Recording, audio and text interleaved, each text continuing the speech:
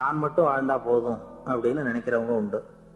தானும் வாழணும், அடுத்தவங்களும் வாழணும் அப்படின்னு நினைக்கிறவங்களும் உண்டு. முதல்ல சொன்ன வகையை சேர்ந்த மனிதர்கள் எப்படி தெரியுமா? எப்படியாவது தான் மட்டும் வாழ்ந்தால் போதுங்கிற நினைப்பு தான் எப்பவும் அவங்களுக்கு இருக்கும். தங்களுடைய வளர்ச்சிக்கு எது தடையா இருந்தாலும் சரி, யார் தடையா இருந்தாலும் சரி, அதை அழிச்சுட்டு தான் மறுவேலை பார்ப்பாங்க. அவங்க எல்லாம் பாவ காரியங்களுக்கு தயங்குறதே இல்லை. அப்படிப்பட்ட வாழ்க்கை அவங்களுக்கே இடைஞ்சல அமைஞ்சு விடுறது உண்டு. அதை விளக்கறதுக்கு ஒரு கதையும் உண்டு. ஒரு ஊர்ல அப்படிப்பட்ட ஆள் ஒருத்தன் இருந்திருக்கான். நிறைய பாவங்களை செஞ்சவன். அதன் காரணமா நரகப்படுகொழியில விழுந்துட்டான். நரகப்படுகொழிங்கிறது ஒரு பெரிய கிணறு மாதிரி. ஏற்கனவே பாவம் செஞ்சவங்க நிறைய பேர் அதுல விழுந்து கிடக்குறாங்க. உள்ள ஏகப்பட்ட சத்தம், எல்லாம் அந்த பாவாத்மாக்கள் போடுற சத்தம்.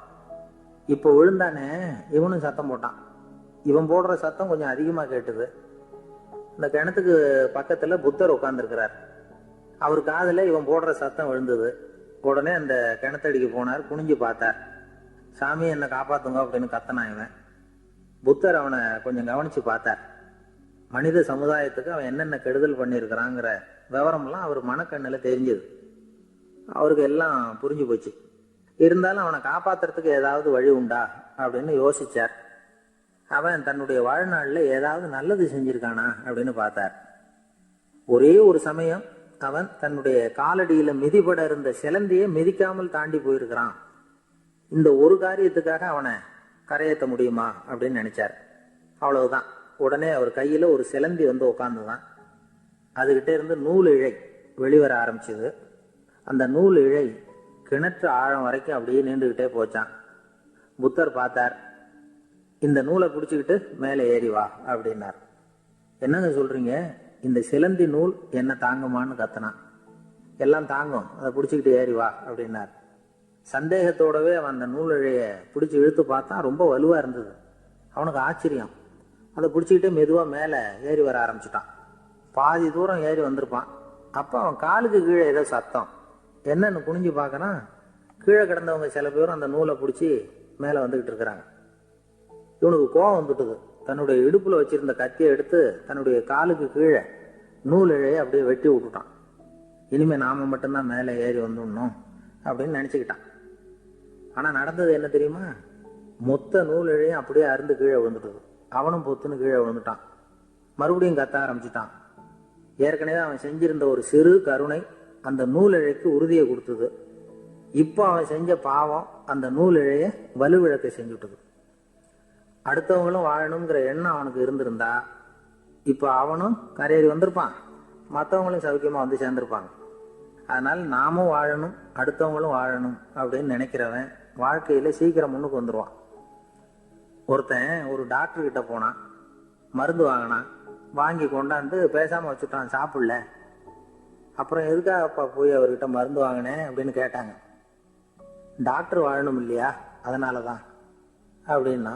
அவர் கொடுத்த மருந்தை நீ ஏன் சாப்பிடல அப்புறம் அப்படின்னு கேட்டாங்க. நான் வாழணும் இல்லையா, அதுக்காக தான் அப்படின்னா. அடுத்தவங்களுக்கு உதவணுங்கிற குணம் இன்னைக்கு ரொம்ப குறைஞ்சு போச்சு.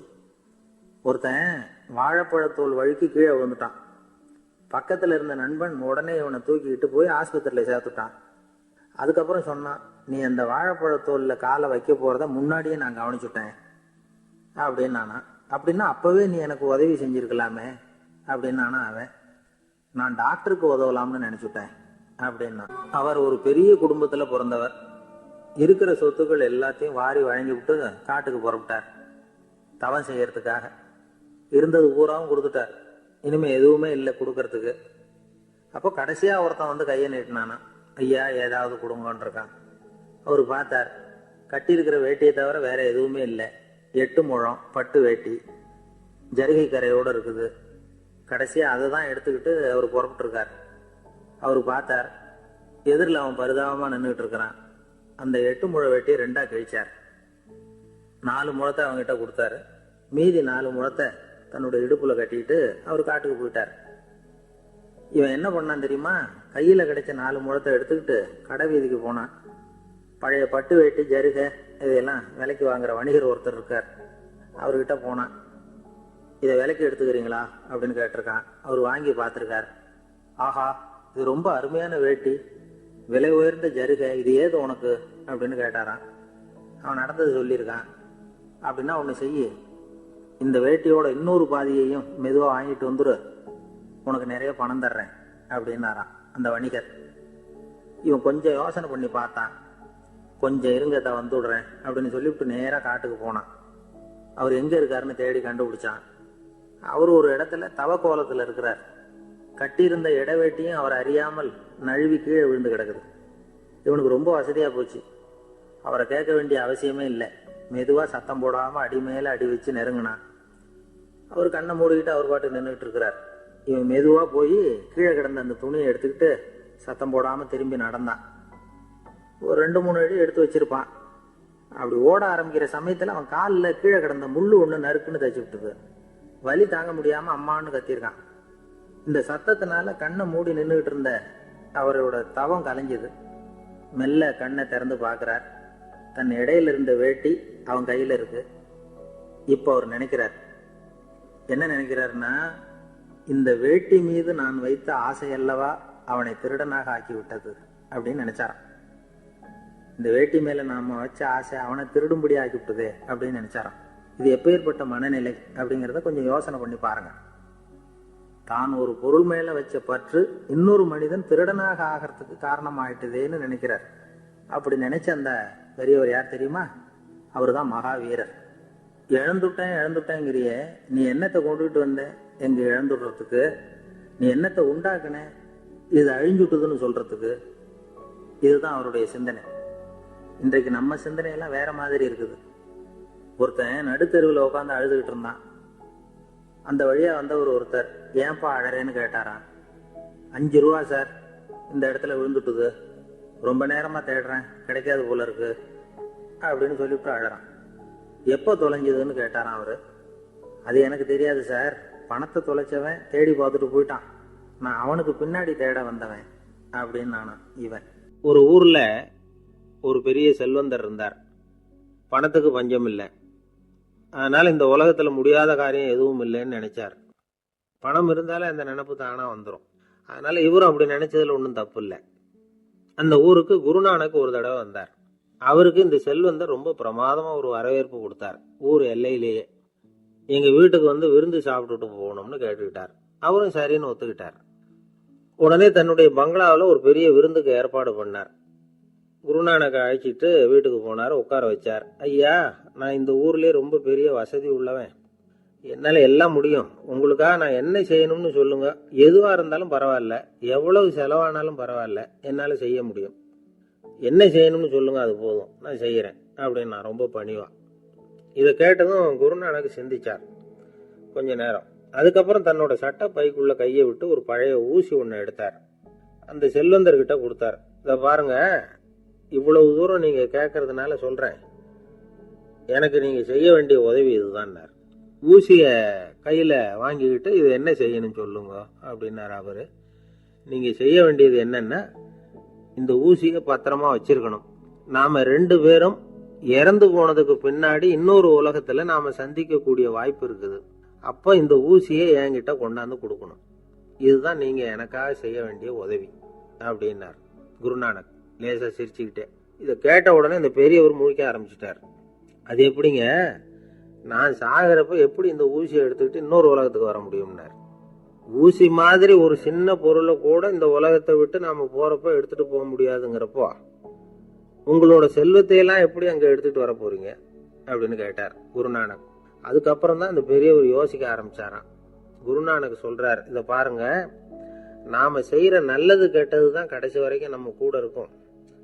அடுத்தவங்க நல்லா இருக்கணுங்கிறதுக்காக பொருளை செலவு செய்யணும், அப்படி செய்யலைன்னா எந்த பிரயோஜனமும் இல்லை அப்படின்னார். அதுக்கப்புறம் தான் அந்த செல்வந்தரின் அறிவு கண் திறந்துதான். உடனே குருநானக்கை வணங்கினார். ஐயா, என்கிட்ட இருந்த ஆணவம் போயிட்டுது, இனிமே என்கிட்ட இருக்கிற செல்வத்தை நல்ல வழியில செலவழிப்பேன் அப்படின்னாராம். நம்ம கிட்ட இருக்கிற பணம் எப்பவும் நம்ம கூடவே வந்துகிட்டு இருக்காதுங்கிறதுக்கு இது ஒரு உதாரணம். அதுக்காக நாம பணம் சேர்க்கறத பத்தி கவலைப்பட வேண்டியதில்லை, பேசாம படுத்து தூங்கிட்டு இருந்தா போதும் அப்படின்னு இதுக்கு அர்த்தம் பண்ணிக்க கூடாது. முறையான வழியில பணம் சேர்க்கணும், அதை முறையான வழியில செலவு பண்ணணும். அதனால ஏற்படக்கூடிய மன நிறைவு இருக்கு பாருங்க, அது அனுபவிச்சவங்களுக்கு தான் தெரியும். சொர்க்கத்துக்கு போறவங்க இங்க இருந்து பணத்தை எடுத்துட்டு போக முடியாது. ஆனா நம்ம செல்வத்தை இங்க மத்தவங்களுக்கு பயன்பட செய்து அதனால ஏற்படுற புண்ணியம் இருக்கு பாருங்க, அதை எடுத்துட்டு போக முடியுமா. இதுதான் ஆன்மீகவாதிகள்லாம் சொல்ற கருத்து. ஜான் நியூட்டன் ஒருத்தர், அவரு சொன்னார், நான் எப்பவாவது சொர்க்கத்துக்கு போய் சேர்ந்தேன்னா அங்க 3 அதிசயங்களை பார்ப்பேன்னார். என்னன்னு கேட்டாங்க. நான் யார் யாரு இருக்க மாட்டாங்கன்னு நினைச்சுக்கிட்டு இருந்தேனோ அவங்கள சில பேர் அங்க இருப்பாங்க, அது ஒரு பெரிய அதிசயம்னார். சரி, அடுத்தது என்ன? 2வது அதிசயம் என்னன்னா, அங்க இருப்பாங்கன்னு நான் எதிர்பார்த்த சில பேர் அங்க இருக்க மாட்டாங்க அப்படின்னார். சரி, 3வது பெரிய ஆச்சரியம் என்ன அப்படின்னா, நான் அங்க இருக்க பாருங்க, அதுதான் அந்த 3வது அதிசயம் அப்படின்னாராம். ஒரு ஊர்ல ஒரு ஆள் இருந்தான். அவன் ஒரு நாள் கோயிலுக்கு போனான். கடவுள்கிட்ட வேண்டிக்கிட்டான், எனக்கு ஒரு 1,00,000 ரூபாய் நீ கொடுத்தா நான் உன் சன்னதியில ஒரு தேங்காய் உடைக்கிறேன் அப்படின்னு வேண்டிக்கிட்டான். கடவுள் பார்த்தார். உடனே அவன் கண் முன்னாடி தோன்றினார். இந்தா நீ கேட்ட 1,00,000 ரூபாய் அப்படின்னு சொல்லி அவன் கையில பணத்தை கொடுத்துட்டு மறைஞ்சிட்டார். இவனால நம்பவே முடியல. இவ்வளவு சுலபமா கிடைக்கும்னு தெரிஞ்சிருந்தா அனாவசியமா ஒரு தேங்காய் உடைக்கிறேன்னு வேண்டி இருக்க வேண்டியது இல்லையே அப்படின்னு நினைச்சான். இருந்தாலும் வேண்டுதலை நிறைவேற்ற வேண்டியது கடமை. அதுக்காக என்ன பண்ணா, பக்கத்துல ஒரு கடைக்கு போனான். ஒரு தேங்காயை கையில் எடுத்தான். இது என்ன விலைன்னு கேட்டான். 5 ரூபான்னார் கடையில இருந்தவர். அதிகமா இருக்குதே விலைன்னா. அப்படின்னா ஒண்ணு செய்யுங்க, அடுத்த ஊருக்கு போங்க, அங்க தென்னந்தோப்பு அதிகம், அதனால அங்க இதை விட குறைஞ்ச விலைக்கு கிடைக்கும் அப்படின்னார். சரின்னு அடுத்த ஊருக்கு கிளம்புனான். அங்க போய் விசாரிச்சான். ஒரு தேங்காய் 3 ரூபாய் விலைன்னாங்க. இதுவும் அதிகமா தெரியுதுன்னா. அப்படின்னா ஒண்ணு செய்ய, அதோ அந்த ஆத்து ஓரமா ஒரு தென்னை மரம் இருக்கு பார், அதுல நீயே ஏறி பறிச்சுக்கோ, ஒரு தேங்காய்க்கு 1 ரூபா கொடுத்தா போதும் அப்படின்னார் அந்த தோப்புக்கு சொந்தக்காரரு. இவனுக்கு மரம் ஏற தெரியாது, இருந்தாலும் ஆசை யார விட்டுது, விலை சல்லிசா இருக்குதே. ஆத்து ஓரம் போனா தட்டு தடுமாறி அந்த மரத்துல ஏறினா அந்த தென்னை மரம் வளைஞ்சி ஆத்து பக்கம் போய் அப்புறம் நிமிர்ந்து இருந்தது. அதாவது மரத்தின் உச்சி சரியா ஆத்துக்கு நடுவுல இருந்தது. ஆத்துல வெள்ளம் கரபுரண்டு ஓடிட்டு இருக்கு. இவன் கடவுள் கொடுத்த 1,00,000 ரூபாயை மடியில வச்சு இறுக்கி கட்டிட்டான். உச்சிக்கு போய் காய் பறிக்கிற சமயத்துல காத்து மழையும் பலமா கலந்து அடிக்க ஆரம்பிச்சுட்டுது. கால் வழுக்கி விட்டுட்டுது. இவன் சடார்னு ஒரு தென்னை மட்டையை பிடிச்சிக்கிட்டு தொங்க ஆரம்பிச்சிட்டான். கீழே பயங்கரமான வெள்ளம், மடியில 1,00,000 ரூபாய் பணம், என்ன செய்யறதுன்னு தவிக்கிறான். இந்த சமயம் கரையில ஒரு யானை பாகன் யானையை குளிப்பாட்டிக்கிட்டு இருக்கிறான். அது அவன் கண்ணில் பட்டது. ஐயா ஒரு உதவின்னு கத்தினான். அவன் என்ன செய்யணும்னு கேட்டான். உன் யானையை மெதுவா இங்க அழைச்சிட்டு வா, எனக்கு நேரா கீழே நிறுத்து, என் காலை பிடிச்சி மெதுவா கீழே இறக்கி விட்டுரு, என் மடியில இருக்கிற பணத்துல உனக்கு 10,000 ரூபாய் தரேன் அப்படின்னா. அவன் பார்த்தான், காலை கையை பிடிச்சா கூட எவனும் இந்த காலத்துல 10 ரூபாய்க்கு மேல தரமாட்டேங்கிறான், இவன் காலை பிடிச்சா 10,000 தர்றேங்கிறான் அப்படின்னு யோசனை பண்ணா. உடனே யானையை கொண்டுட்டு போனான். அவனுக்கு நேரா கீழே நிறுத்தினான். அவன் காலை பிடிச்சான். அவ்வளவுதான். அந்த நேரம் பார்த்து யானை மெதுவா நடந்து அப்பால போட்டுது. இப்ப யானை பாகன் அவன் காலை கெட்டியா பிடிச்சிட்டு தூங்குறான். பரிதாபமா மேல பாக்குறான். அவன் மட்டையை பிடிச்சிட்டு தூங்குறான். இப்ப யானை பாகன் சொல்றான், தம்பி மட்டையை விட்டுறாத, கெட்டியா பிடிச்சிக்கோ, நான் உனக்கு 10,000 ரூபாய் தரேன், இதோ மடியில் தான் வச்சிருக்கேன்னா. மேல தொங்குறவனுக்கு இந்த நிலைமையிலேயும் ஒரு சந்தோஷம், மேற்கொண்டு ஒரு 10,000 ரூபாய் நமக்கு கிடைக்கும் போல இருக்கே அப்படின்னு. இந்த சமயத்துல ஒருத்தன் ஒட்டகத்தை ஓட்டிட்டு வந்தான் அந்த பக்கமா குளிப்பாட்டுறதுக்கு. யானை பாகம் பார்த்துட்டான். ஐயா ஒட்டகக்காரரே, அதை இங்க கொண்டுட்டு வா, எங்க காலை பிடிச்சி பத்திரமா இறக்கி விடு, நாங்க பணம் கொடுக்குறோம்னா. அவனும் பணத்துக்கு ஆசைப்பட்டு வந்தான். அவன் காலை பிடிக்கிற சமயம் ஒட்டகமும் நழுவி போட்டுது. இப்ப 3 பேருமே வரிசையா தொங்குறாங்க.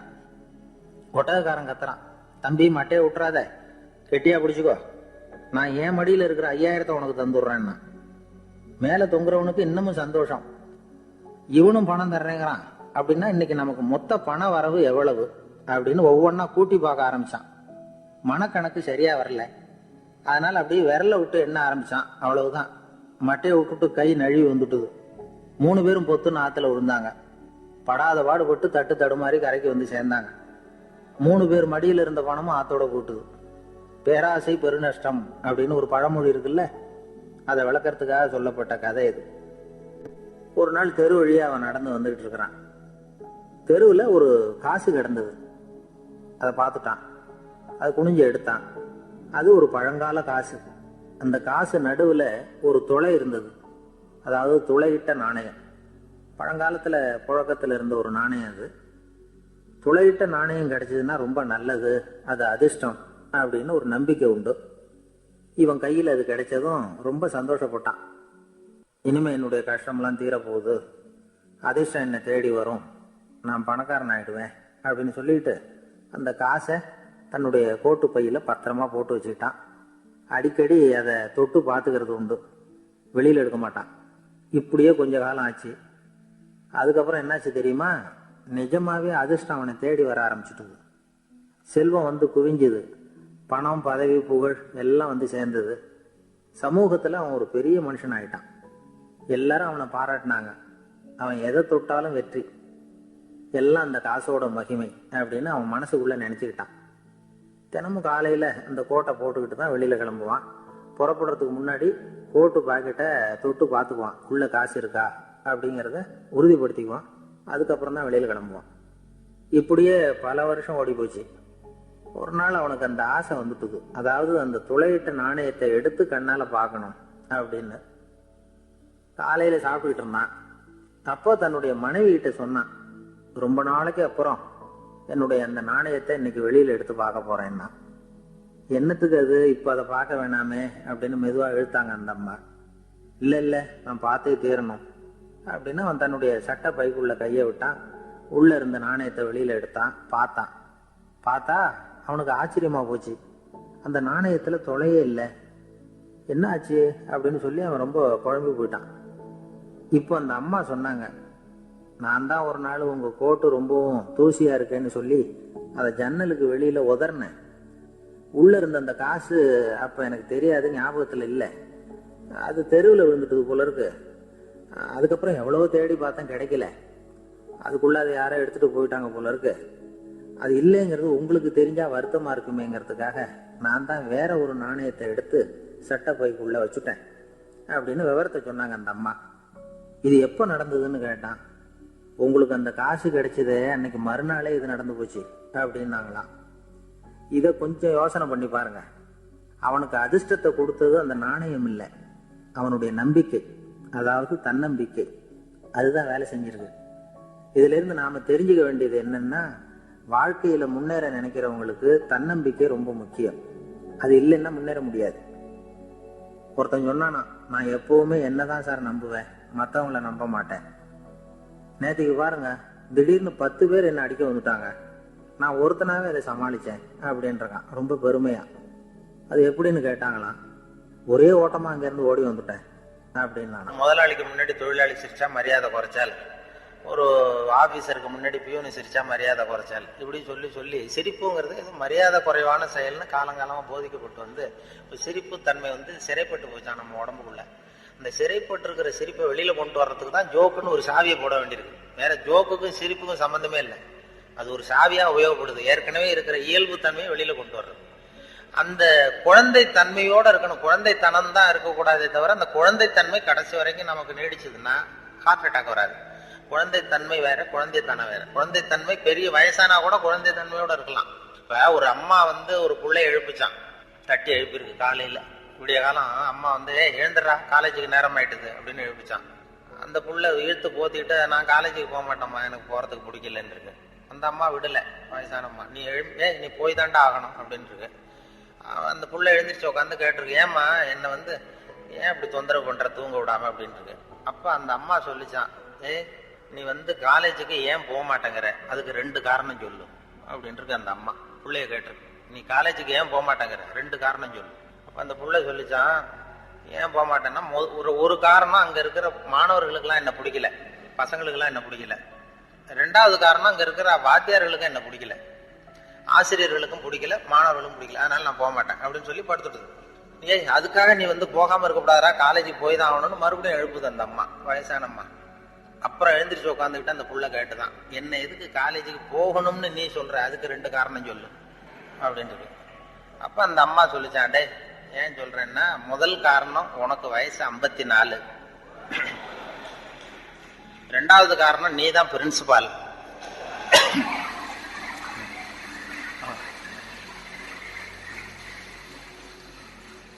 அதாவது 54 வயசுலயும் அவர் குழந்தை தன்மையோட இருக்காரு பாருங்க. அவங்க அம்மாவுக்கு அது புள்ள தானே, அதுதான் குழந்தைத்தன்மைங்கிறது. குழந்தைத்தனம் இல்லை. குழந்தைத்தனங்கிறது வேற, குழந்தைத்தன்மைங்கிறது வேற. அந்த குழந்தைத்தன்மை மாறாம மனுஷன் வாழணும்னு சொல்லி இப்ப சொல்றாங்க. நமக்கு வருகிற நோய் நொடிக்கெல்லாம் அதுதான் காரணம். இப்போ ஹார்ட் அட்டாக் திடீர்னு வர்றதுக்கு அதுதான் காரணம். மன இருக்க வரக்கூடாது. குழந்தைய எல்லாரையும் குழந்தையாக்க முடியாது, ஆனா குழந்தைத்தன்மையை நம்ம வளர்த்துக்கலாம். இந்த 200 தடவை சிரிப்பு தன்மையை இருந்துகிட்டு இருக்கலாம். எல்லாரையும் குழந்தையாக்கிறதுக்கு வழி விஞ்ஞானத்துல இது வரைக்கும் வழி கிடையாது. ஒரு டாக்டர் கண்டுபிடிச்சாராம். ஒரு டாக்டர் என்ன கண்டுபிடிச்சாருன்னா, ஒரு மாத்திரை சாப்பிட்டா 1 வயசு குறையும் அப்படின்னு ஒரு மாத்திரை கண்டுபிடிச்சாராம் ஒரு டாக்டர். ஒரு மாத்திரை சாப்பிட்டீங்கன்னா 1 வயசு குறையும். உடனே ஒரு பாட்டியம்மா போச்சு, 90 வயசு பாட்டி, எனக்கு ஒரு பாட்டில் மாத்திரை கொடுங்க டாக்டர் அப்படின்னு வாங்கிட்டு வந்துருக்கு. வாங்கிட்டு வந்து ஒரு மாத்திரை சாப்பிட்டா 1 வயசு குறையும்னாரா. மறுநாள் ஒரு 30 வயசு பொண்ணா மாறி இது போயிருக்கு. முதல் நாள் 90 வயசு பாட்டியா போச்சு, 30 வயசு பொண்ணா மாறி அதே டாக்டர்கிட்ட போச்சு. இடுப்புல ஒரு வயசு கை குழந்தை, அது சட்டை கிட்ட போடாம கட்டை வரல வாயில வச்சுட்டு உட்காந்துருக்கு. தூக்கிட்டு அதே டாக்டர்கிட்ட போயிருக்கு. போனதும் அந்த டாக்டர்கிட்ட சொன்ன, ஏம்மா வந்திருக்கேன்னு கேட்டார். ஒன்றும் இல்லை டாக்டர், நேற்று உங்ககிட்ட வந்தேன், மாத்திரை கேட்டேன், ஒரு மாத்திரை சாப்பிட்டா 1 வயசு குறையும். நீங்கள் நான் ஒரு பாட்டில் மாத்திரை வாங்கிட்டு போனேன், ஏதோ ஒரு ஆர்வத்தில் ஒரு 30-40 மாத்திரையை சேர்த்து சாப்பிட்டேன், அதனால இப்படி ஆயிட்டம் பாருங்க அப்படின்ட்டு. டாக்டர் சொன்னார், இதுக்கு ஏமா வருத்தப்படுற, எல்லாரும் வயசு குறையணும்னு தான் நினைக்கிறாங்க, உனக்கு வயசு குறைஞ்சிட்டது, சந்தோஷப்படு, இதுக்கே மறுபடியும் என்ன தேடிட்டு வந்தேன்னு. அப்போ இந்த அம்மா சொல்லிச்சான், என்னை பற்றி பரவாயில்ல டாக்டர், இடுப்பில் பாருங்க 1 வயசு கை குழந்தை, இது ரொம்ப ஆர்வத்தில் ஒரு 70-80 மாத்திரையை சாப்பிட்டுட்டுது, இது என் வீட்டுக்காரரு.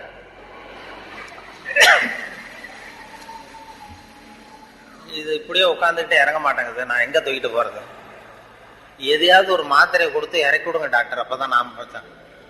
அதுக்காக தான் வந்தேன்னு தான். அதாவது இயற்கைக்கு மாறா நம்ம போனோம்னா இப்படிப்பட்ட பிரச்சனைலாம் வந்துடும்.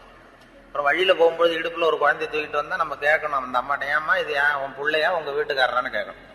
அப்படி குழப்பம் வந்துடும். இயற்கையை மாற்ற முடியாது, ஆனா அந்த குழந்தை தன்மையை நம்ம கொண்டு வரலாம். அதுக்காக சொல்லுவாங்க, எந்த துறையில சேர்க்கறது, சிவில் இன்ஜினியர் ஆக்கலாமா, மெக்கானிக்கல் இன்ஜினியர் ஆக்கலாமா, அதை அல்லது எலக்ட்ரிக்கல் இன்ஜினியர் ஆக்கலாமா அப்படின்னு ஒரு அம்மாவுக்கு ஆசை. அப்ப எல்லா துறையும் இருக்கீங்கன்னு அர்த்தம். பையனை எந்த துறையில சேர்க்கறது அம்மாவுக்கு முடிவு பண்ண முடியல, அப்பாவாலேயும் ஒன்றும் சொல்ல முடியல. உடனே இவர் என்ன பண்ணார், பையனை அழைச்சிட்டு ஒரு மனோதத்துவ டாக்டர் கிட்ட போனார். ஒரு உளவியல் டாக்டர் கிட்ட போய், சைக்கியாட்ரிஸ்ட், இது மாதிரி என்னம்மா விஷயம்னு கேட்டிருக்காரு அந்த டாக்டர். ஒன்றும் இல்லை சார், என் பையனை மேற்கொண்டு படிப்புக்கு சேர்க்கணும், இன்ஜினியரிங் காலேஜில் சேர்க்கணும், சிவில் இன்ஜினியர் தேவலாமா, மெக்கானிக்கல் இன்ஜினியரா, எலக்ட்ரிக்கல் இன்ஜினியரா, எது இவனுடைய சுபாவத்துக்கு தகுந்தாப்புல நீங்கள் ஒரு துறையை சொன்னீங்கன்னா அது ஈஸியாக இருக்கும் படிக்கிறதுக்கு. அதுதான் உங்களை மன ரீதியாக நீங்கள் ஆராய்ச்சி பண்ணி சொல்லுங்கன்னு அழைச்சிட்டு வந்துருக்கு. இது ஒன்றும் கஷ்டம் இல்லைம்மா, ஈஸியாக கண்டுபிடிச்சிடலாம் அப்படின்னு அந்த டாக்டர் உடனே இந்த பையனை கூப்பிட்டு, என்னப்பா நல்லா இருக்கே அப்படின்னு தட்டி கொடுத்தாரு. சின்ன பையன் பொடிய, இவனுடைய சுபாவம் என்னங்கிறத நான் ஈஸியாக கண்டுபிடிச்சு சொல்லிடுறேன், அதுக்கு தகுந்தாப்புல இப்போ இருந்தே சொல்லி கொடுத்து நீங்கள் பழக்கி கொண்டு வரலாம் அப்படின்னு சொல்லிட்டு ஒரு நர்ஸை கூப்பிட்டார். நர்ஸ்னு தான் இந்த அம்மா வந்தது. இந்த பாரு, இது மாதிரி ஒரு மேஜையில் ஒரு சுத்தியல் கொண்டு வந்து வை, ஒரு கொரடு கொண்டு வந்து வை, ஒரு ஸ்க்ரூ டிரைவரை கொண்டு வந்து வை. இந்த பையனை அப்படி கொண்டு வந்து விடுவோம். இவன் சுத்தியலை போய் தொட்டான்னு எடுத்தான்னா ஆசையா ஏதாவது ஒன்று எடுப்பான். சுத்தியல் எடுத்தான்னா சிவில் இன்ஜினியருக்கு படிக்க வச்சுருவான், கொரடு எடுத்தான்னா மெக்கானிக்கல் இன்ஜினியருக்கு படிக்க வச்சுருவான், ஸ்க்ரூ டிரைவர் எடுத்தான்னா எலக்ட்ரிக்கல் இன்ஜினியர் படிக்க வச்சுருவான். இது அவனுடைய சுபாவத்தை கண்டுபிடிக்கிறது சுலபமான வழி அப்படின்னு டாக்டர் சொல்லிட்டார். ரொம்ப ஈஸியாக அந்த நர்ஸை கொண்டு வந்து ஒரு கொரடு, ஒரு சுத்தியல், கொரடு, ஸ்க்ரூ டிரைவர் வச்சுட்டு அப்படி ஒதுங்கி நின்றுது. பையனை கொண்டு வந்து விட்டாங்க. பையன் என்ன பண்ணா, நேராக போய் அந்த நர்ஸை கட்டி பிடிச்சிக்கிட்டான்.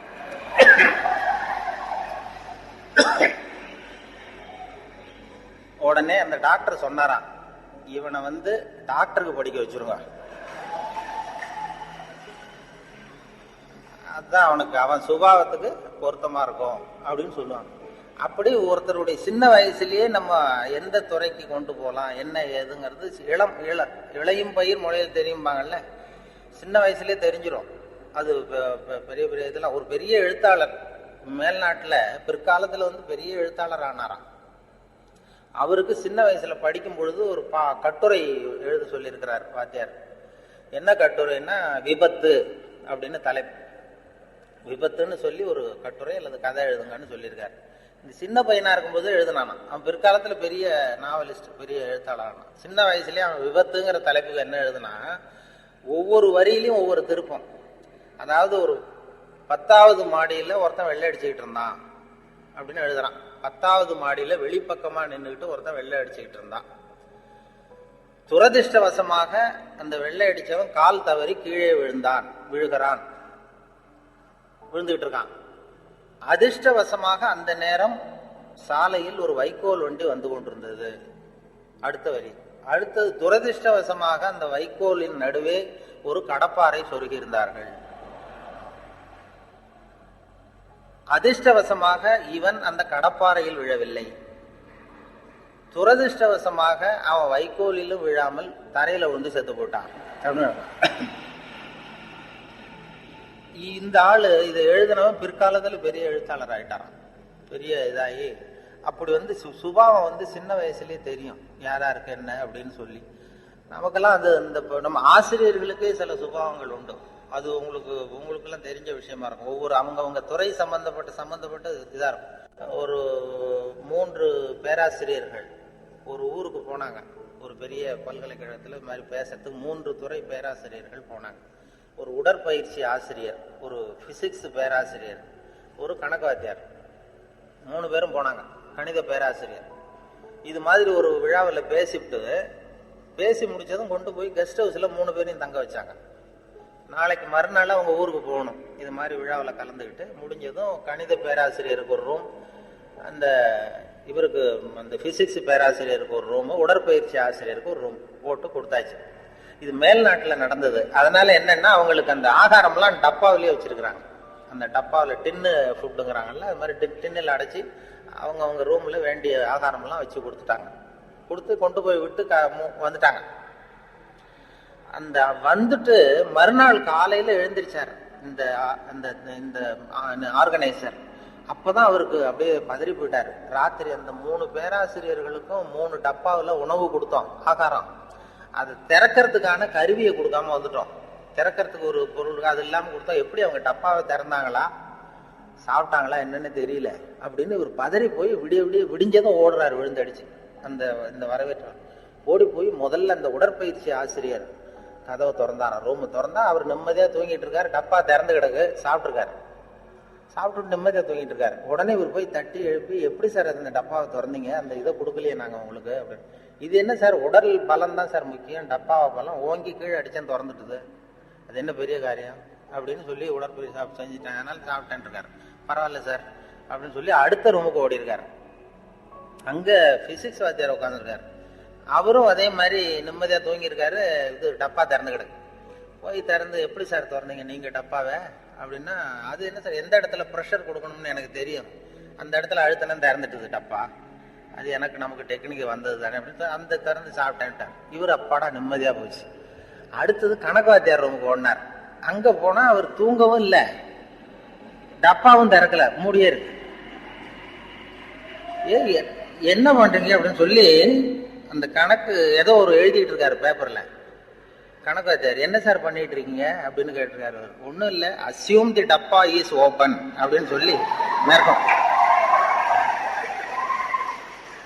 மேற்கொண்டு கணக்கு போட்டுக்கிட்டு இருக்காரு சார் அப்படின்றாங்க. இது ஒவ்வொருத்தருக்கும் ஒரு சுபாவங்கிறது அது இயல்பா அமையிறது. ஆசிரியர்களுக்கு எல்லாருக்குமே அப்படி அமையிறது. என்னோட படித்தவர்கள் இன்னைக்கு பல பேர், ஒருத்தன் தான் சின்ன வயசுல ஒரு பையன் ஜானகிராமன் ஒருத்தன் பக்கத்துல என்ன பென்சிலாலேயே குத்திட்டு இருப்பான். இன்னைக்கு அவன் கும்பகோணத்துல இன்னைக்கு பெரிய டாக்டர், எல்லாருக்கும் ஊசி போட்டுவிடுறான். அப்படி சின்ன வயசுலயே சுபாவம் அங்க யார் எப்படி வருவாங்க அப்படின்னு தெரியும். அவங்களுடைய அந்த படிக்கும் பொழுதே அந்த இது தெரியும். என்னோட படித்தவர்கள் நிறைய பேர் அது மாதிரி ஒரு துறையில வந்திருக்கிறாங்க. சில பேர் இந்த நான் சொன்னது மாதிரி மேல்நாட்டில் ஒரு பெரிய பிரபலமான வக்கீல். அந்த வக்கீல் சின்ன வயசு அவர்கிட்ட வாதாடுறதுக்கு எல்லாரும் பயப்படுவாங்களாம். அந்த வக்கீல் சின்ன வயசுல எப்படி இருந்தான் அப்படின்னு சொல்லி அவங்க அம்மா சொல்லியிருக்கிறாங்க ஒரு பேட்டியில.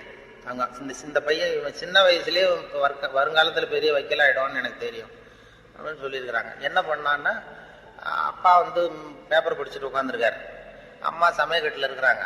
இவன் பையன் அவன் ரூம்ல ஏதோ பண்ணிட்டு இருக்கான். ஒரு பூனை வீல்னு கத்திட்டு இருக்கு. அம்மா கதறிட்டு இருக்கு ஒரு பூனை. உடனே அம்மாவுக்கு புரிஞ்சு போச்சு, டேய் அந்த பூனை வாழை பிடிச்சி இழுக்காதரா அப்படின்னு கத்திருக்கு அந்த அம்மா. பூனை வாழை பிடிச்சி இழுக்காதரா. ஆமா, இங்கேயும் சில பூனைகள் இருக்கு, அது வாழை யாரும் பிடிச்சி இழுத்துறாதீங்க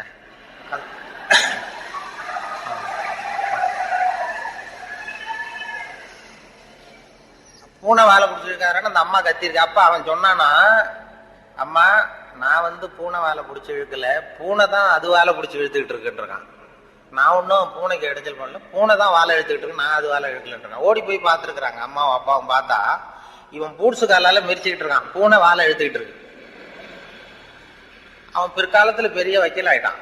அதாவது ஒரு தான் பேர்ல தப்பு இல்லைங்கிறது மாதிரி பேசினா பாருங்க. அவங்க அம்மா சொல்லிருக்கு. இப்படி அது சின்ன வயசுல அவங்கவுங்களுக்கு அந்த இது இருக்கும். சில பேருக்கு ஆராய்ச்சி விஞ்ஞான மனோபாவம் வந்துடும். விஞ்ஞானம் சில பேர் சின்ன வயசுலயே ஒருத்தன் மூஞ்சில ஒருத்தன் குத்திட்டு இருப்பான். சின்ன இளம் வயசுலயே ஒருத்தன் மூஞ்சில ஒருத்தன் குத்திட்டு இருப்பான். அவங்க எல்லாம் பிற்காலத்துல சட்டசபைக்கு வரலாம்.